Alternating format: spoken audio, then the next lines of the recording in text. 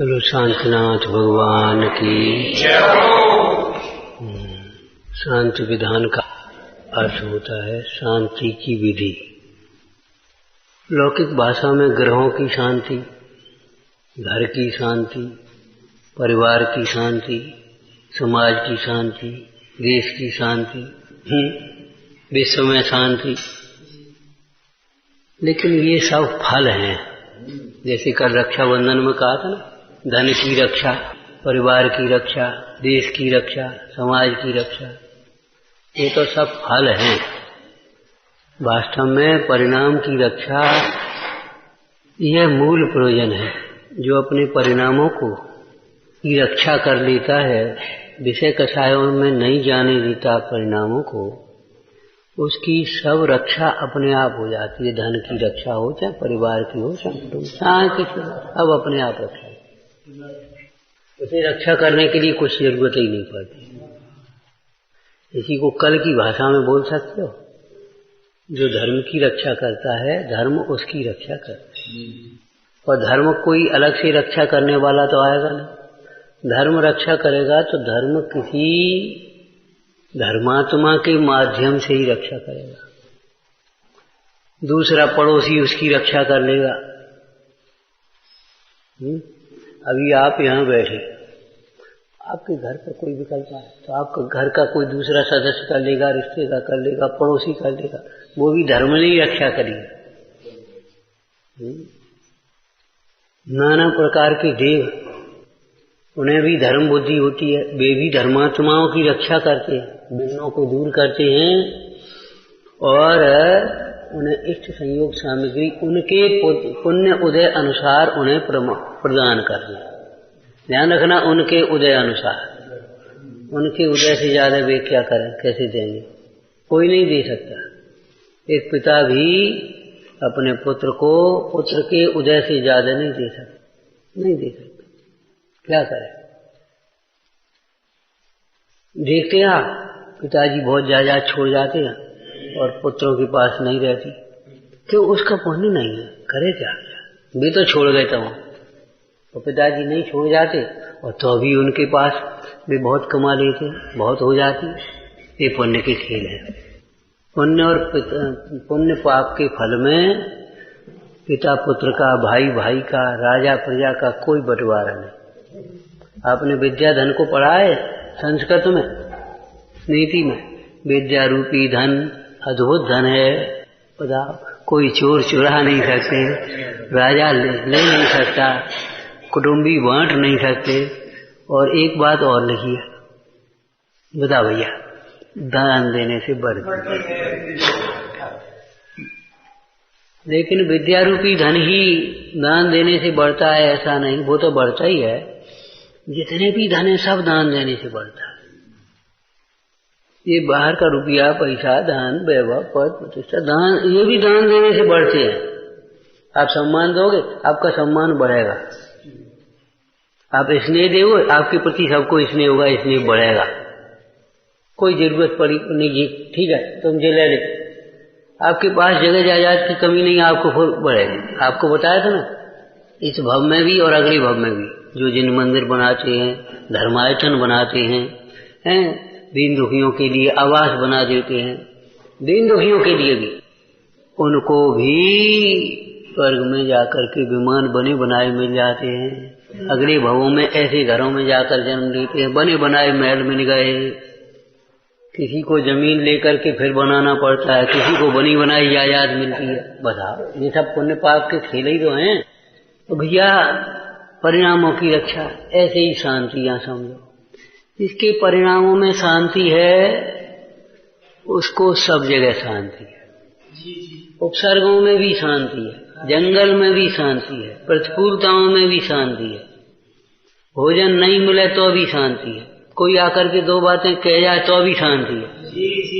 जिसके परिणामों में शांति है, उसको सर्वत्र शांति है, सदाकाल शांति है और सर्व प्रकार से शांति है।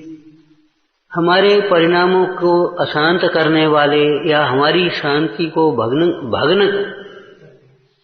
विघ्न करने वाले रोकने वाले हमारे ही मनोविकार हैं। क्या? हमारा मोह। मनोविकार माने हमारा मोह। कोई हमें अशांत कर रहा है, कोई लड़का नहीं आया, अब अपन यहाँ बैठे, बता वो फलाना आया नहीं, फलाना नहीं, अरे नहीं आओ होगा, अपन बैठो शांति से। लेकिन नहीं, वो मोह अपन को, राग अपने को अशांत कर रहा, वो गाय नहीं आओ, अरे भैया नहीं आ पाओ, कोई बात हो, कहा करोगे? अब बता फलाना ऐसे, अब कहा करने ना भैया, तुम यहाँ बैठे और वहां उपयोग लगा रहे हो, जो नहीं आए वो तो नहीं आए, तुम यहाँ बैठे यहाँ नहीं हो।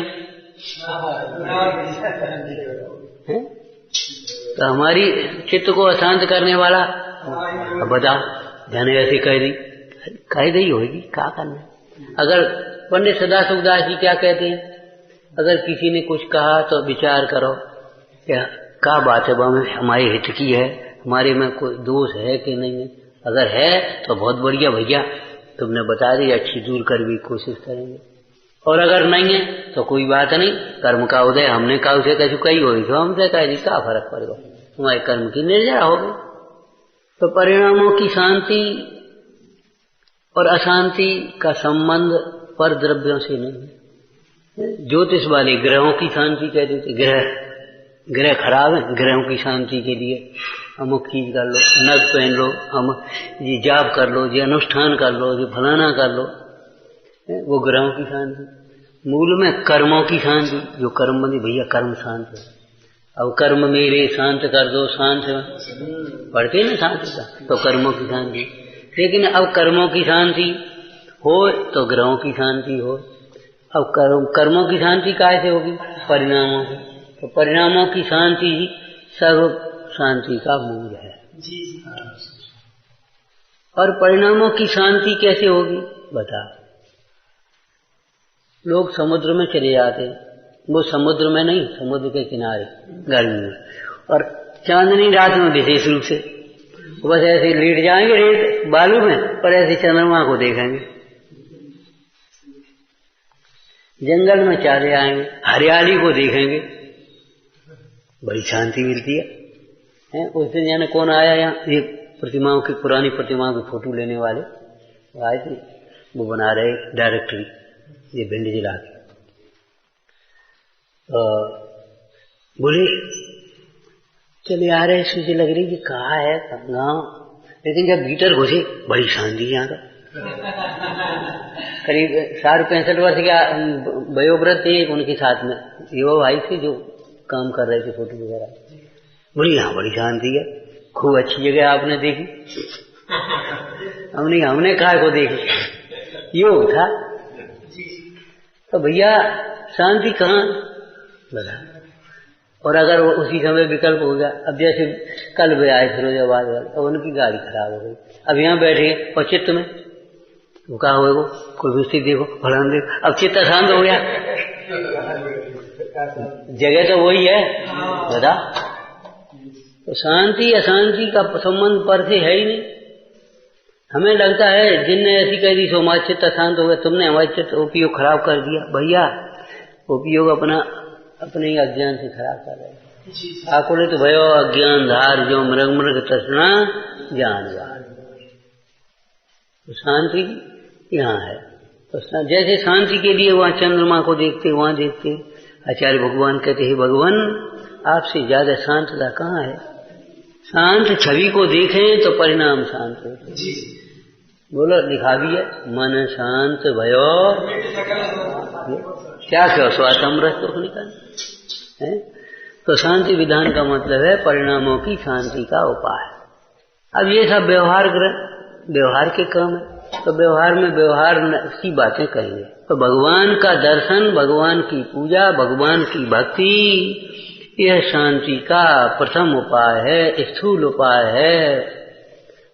एकदम कहीं भी उपयोग नहीं लगे तो यहाँ लगा।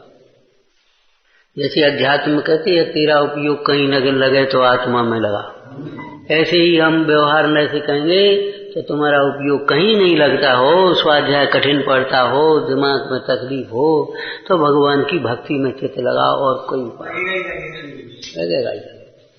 पूरी दुखहरण विनती में कितने लिखे, जब राज रोग था हुआ श्रीपाल राज को मैं ना सकी तब रणपाल कुंवर के पड़ी थी पांव में बेड़ी। क्या करो ने, हाँ भैया मर गए, अब क्या करें, कोई खोल दिया है ऐसा तो उस वक्त तुम्हें ध्यान में गया बता। एक सेठ के घर में किया दारिद्र में डेरा, भोजन का ठिकाना भी न था सांझ, अब क्या करें, उस वक्त तुम्हें ध्यान में गया। जितने भी ज्ञानी धर्मात्मा पुरुष हुए जिनकी चर्चाएं आप पुराणों में पढ़ते हैं, क्या वर्तमान में होंगे आप देखो, ऐसा नहीं कि नहीं है, वर्तमान में भी हैं, कम है बात अलग है, लेकिन पंचम काल में भी हैं जी, भक्ति में लगे।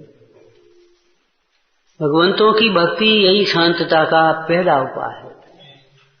परंतु भगवान की भक्ति भगवान के स्वरूप को समझे बिना कैसे होगी, जिनवाणी के स्वाध्याय बिना कैसे होगी। भक्ति तुम्हें भीतर से आएगी ही नहीं। तुम्हारा मोह तो शरीर में है, तुम्हारा मोह परिवार में है, धन वैभव मान प्रतिष्ठा में है, तो तुम्हारा चित्त यहाँ लगेगा कैसे?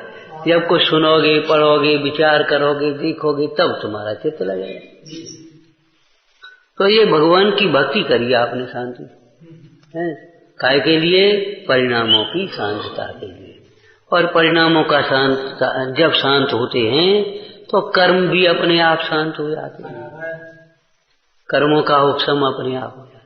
और कर्म शांत हो जाते हैं तो कर्मों के उदय से होने वाले विघ्न भी शांत हो जाते हैं। तो भगवंतों की भक्ति में अपना चित्त सदैव लगाना चाहिए। अर्थात देखो, हम यहीं बैठे रहें शरीर से और पूजा ही करते रहें, ये तो इस भूमिका में संभव नहीं है, न गृहस्थ के लिए न त्यागी के लिए। अरे वही शरीर है, आहार भी करेगा, थकेगा, आराम भी करेगा, थोड़ा घूमेगा भी, थोड़ा उठेगा भी, चलेगा भी, लेकिन भगवान को हृदय में हमेशा बसाएगा, हृदय में से कभी न निकल जाए। मालूम है, ये तो अपना जैन दर्शन है, अलौकिक दर्शन।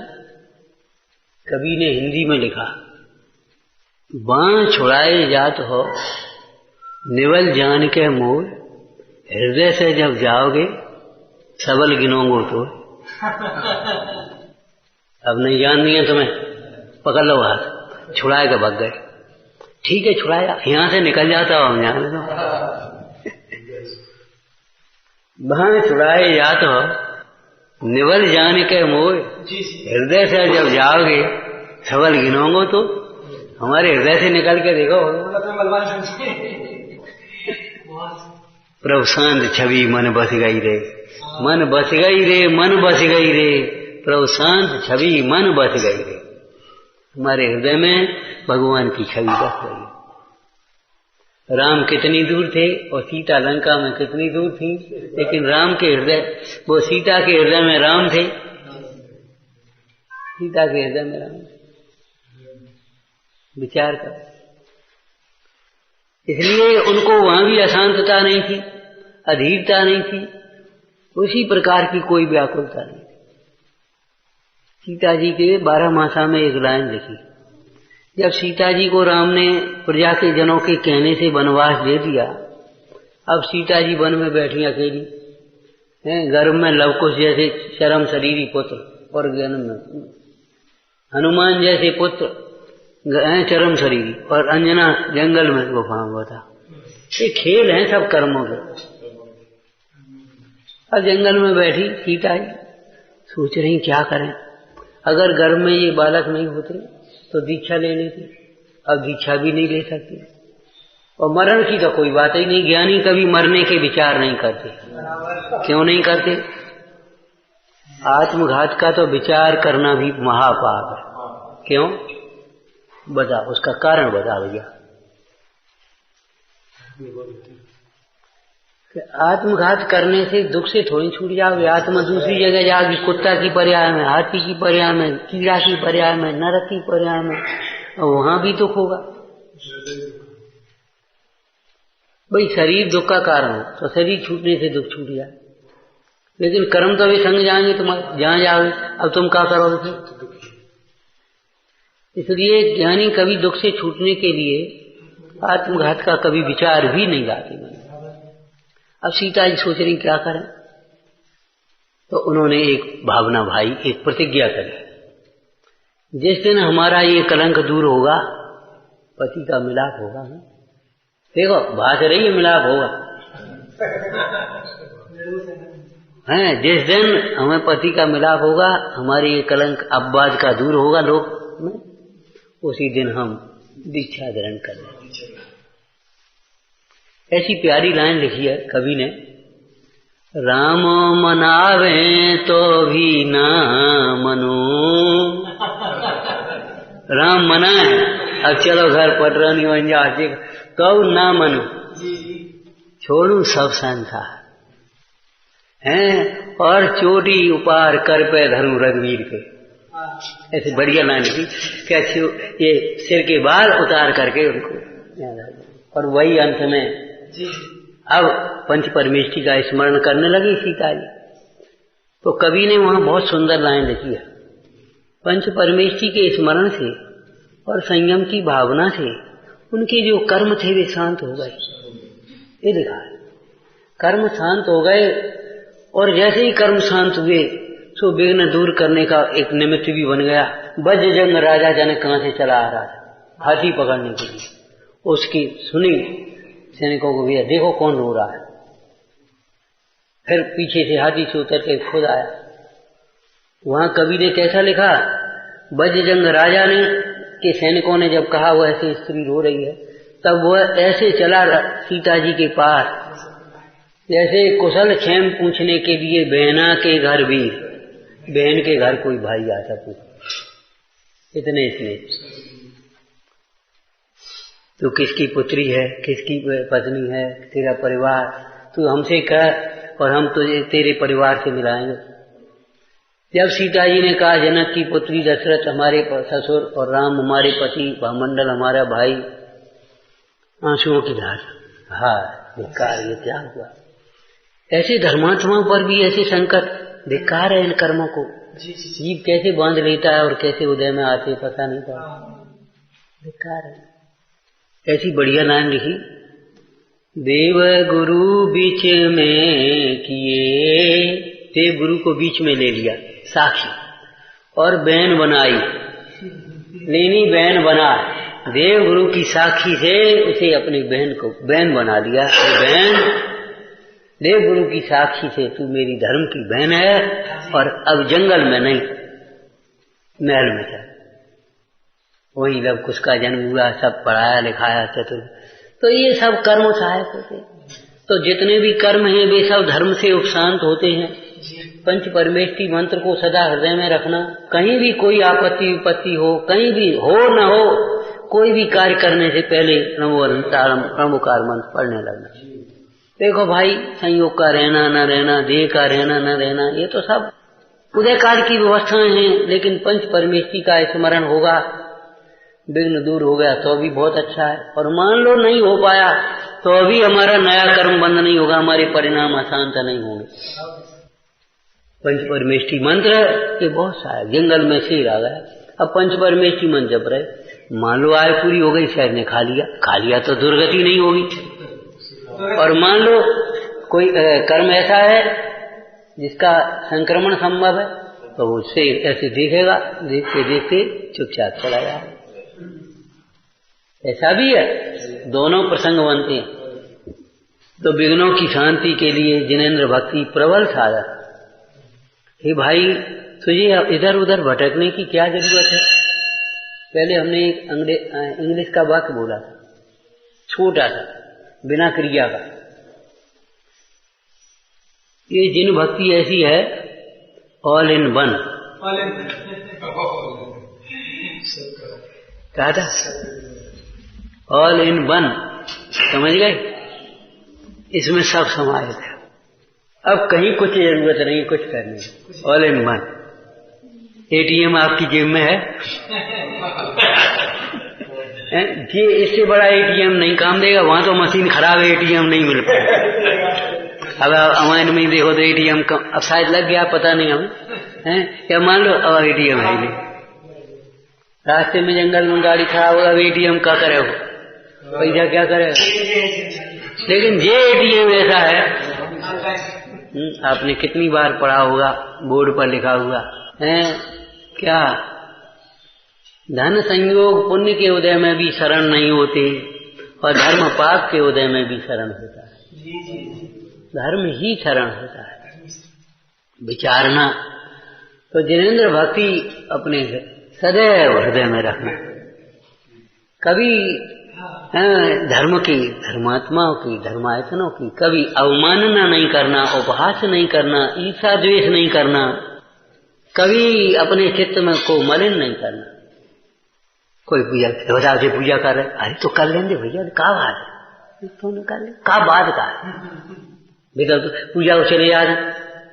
अब हम ये गलत, अरे तो कोई बात नहीं, पूजा ही को तो गए, कब ताश तो नहीं खेलने लगे, बताओ का बात है, बताओ। अब लो स्वाध्यायी हो रहा हो, पंडितानी बनी फिर रही। अरे नहीं, घर में कभी ऐसे नहीं करना। तो पंडित जी हो गए, बस काय को ब्याह करो का, नहीं, कभी ऐसी बातें नहीं करना। कभी ऐसे मन में भी विचार मत करना। सदैव धर्म ध्यान की अनुमोदना करना, धर्म कार्यों की अनुमोदना करना, धर्मायतनों की अनुमोदना करना। ध्यान रखना, मध्यस्थ भी मत रहना, अनुमोदना करना। मध्यस्थ भी नहीं रहना, अनुमोदना करना। बहुत सुंदर भैया, बहुत अच्छा।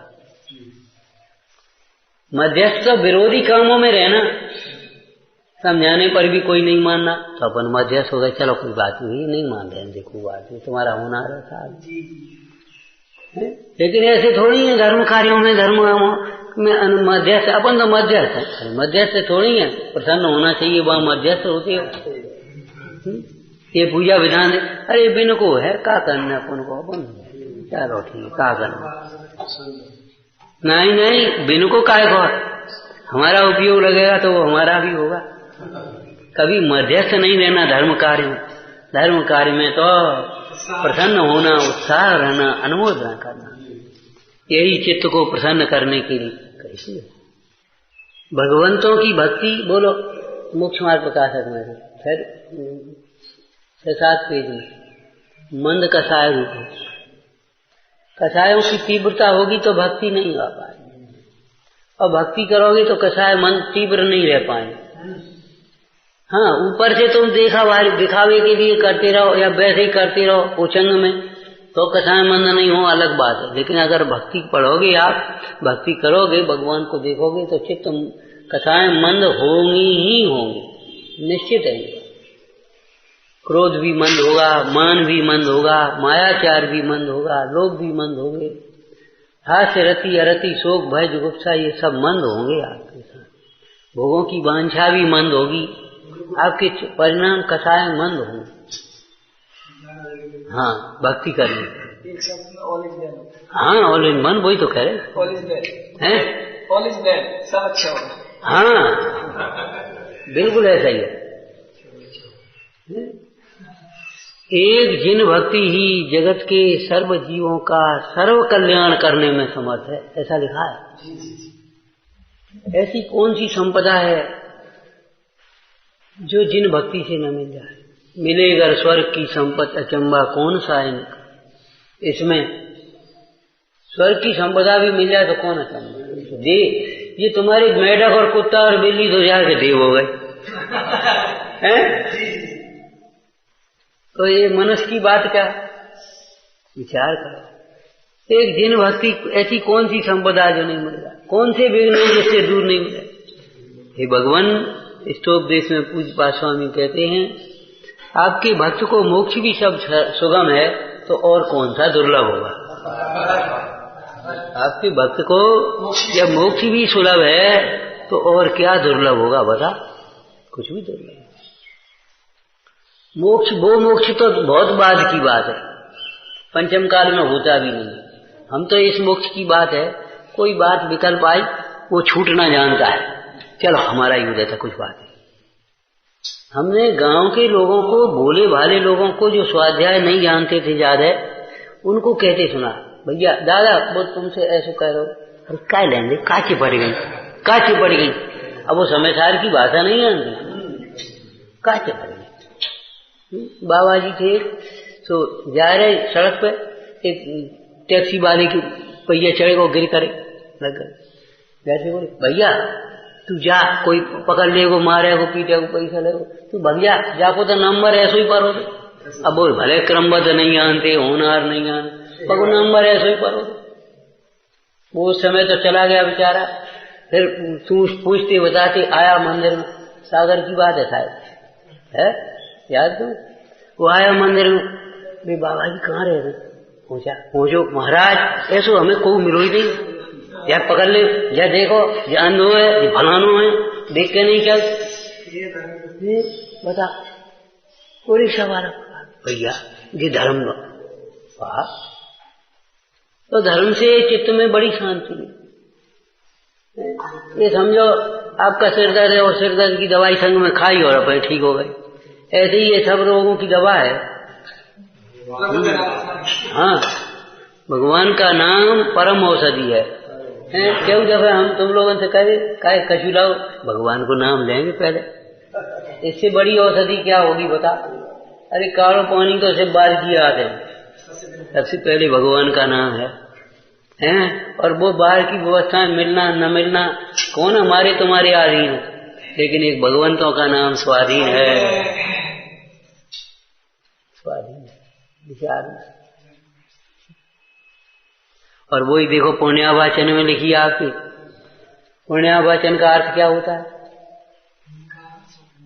पुण्य का वाचन, पुण्य को बढ़ाने वाले वचन बोलना। तो पहले क्या कहा, पीछे क्या कहा बता। दो टुकड़े कर दो उस पुण्यावाचन के। टुकड़े माने वो नहीं, दो अर्थ करने के लिए खंड कर। अरे पहले तो ये लिखा भूतकाल के तीर्थंकर, वर्तमान के तीर्थंकर, भविष्य के तीर्थंकर, 20 तीर्थंकर, वृषभ सेनादि गणधर देव और कुंद कुंदाचार्य सर्व मुनीश्वर रिद्धि धारक और सब चैतन्य रिद्धि के धारक सर्व मुनीश्वरों प्रियंताम प्रियंताम, यही तो कहा। और फिर क्या भावना भाई, जिन धर्म परायण, पहले पुण्य का वाचन, पुण्य क्रियाओं का वाचन का, दान रोज, धर्म अनुष्ठान रोज, भगवान की पूजा विधान रोज, ये सब लिखे। उसके बाद फिर पुण्य के फल का वाचन, तुष्टरस्तु पुष्टरस्तु वृद्धिरस्तु धर्म आरोग्यरस्तु अविघ्नमस्तु आयुष्मस्तु, और फिर लौकिक काम में मंत्र क्या, ये तो सब हो। और फिर कुलगोत धन दान ऐश्वर्य वृद्धि सर्व जिन धर्म भक्ता नाम, सर्व जिन धर्मियों की कुलगोत धन धान ऐश्वर्य आदि की वृद्धि। और फिर अंत में लौट के फिर कह दिया उपसंहार, बता जिन चरणार विद्वेश भक्ति सदा ने। ये सब मिलने पर भी हमारे हृदय में भगवान की भक्ति बनी रहे। ये नहीं है कि पहले गरीब थे सो हम पूजा करते, अब कुछ पैसा होगा तो भगवान का चलन लगी तो अब मंदिर ही पतो नहीं, ऐसा नहीं। हे भगवान, हाँ जिन चरणार विंदेशु भक्ति सदा सुने। भगवान आपकी भक्ति, हमारे आपके वचन हमारे हृदय में सदैव बसे रहें और हमारी भोगों में उदासीनता हो, प्राणी मात्र के प्रति मैत्री भाव हो, दुखियों के प्रति करुणा भाव, गुणीजनों के प्रति प्रमोद भाव, हर्ष भाव, और दुर्जन के प्रति भी माध्यस्थ भाव बना रहे। हम अपनी आराधना में लगें, परम शांतता को आपके समान प्राप्त करें। ओम नमः वृषभादिक चतुर्विंशति तीर्थंकर भगवंतों की ओम। पंच परमेष्टि, जिनवाणी, जिनबिंब, जिन मंदिर और जिन धर्म नवदेवों की जय।